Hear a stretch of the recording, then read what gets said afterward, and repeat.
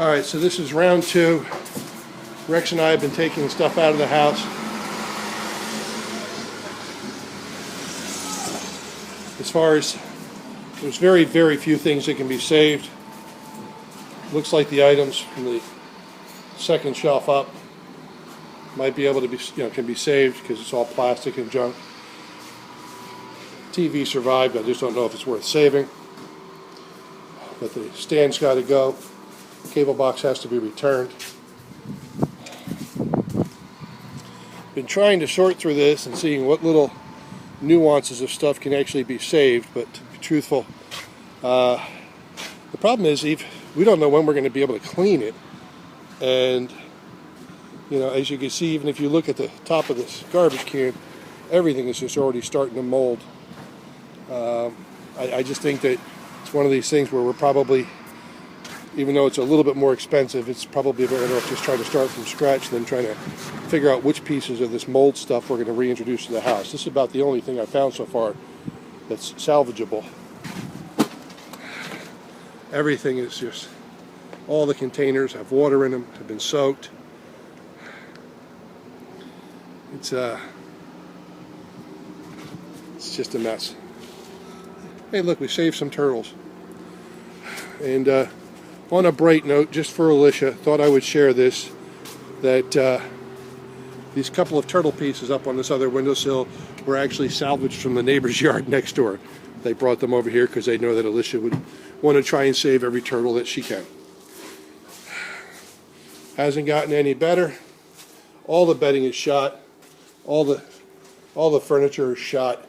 You can already see in the front bedroom, mold already working its way up the walls. It's just all a mess.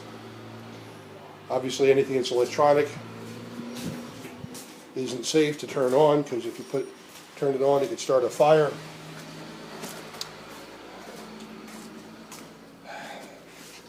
Well, Alicia, it looks like you always wanted to get a new vanity in your bathroom. I think that after the steam bath of last year and then what it went through this year, I think it's time for that to go. Oops, sorry, Rex. Coming into the bedroom. These mattresses, even though this is way up here, this thing is completely saturated.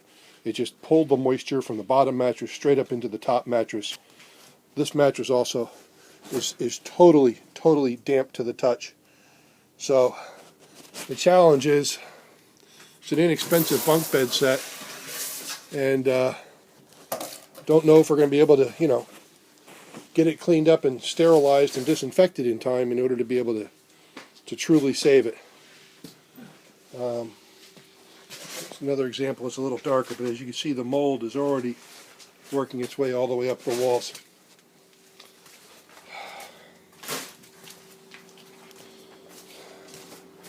This whole thing is completely now rusted because I guess it looks like it's sat in water for a couple of days. Blades on the ceiling fan are already drooping, so the ceiling fan is going to need to be replaced. Still can't quite tell how bad, well, I guess the question is, when we have to rip off all this pine wood trim, and just don't know whether or not it can be salvaged or not, or if we want to just start from scratch. It's pretty bad. Structurally, the house seems to be okay. Here's your tricky spot when it comes to the electrical power. It looks like the water got right up to the base of the electrical wires.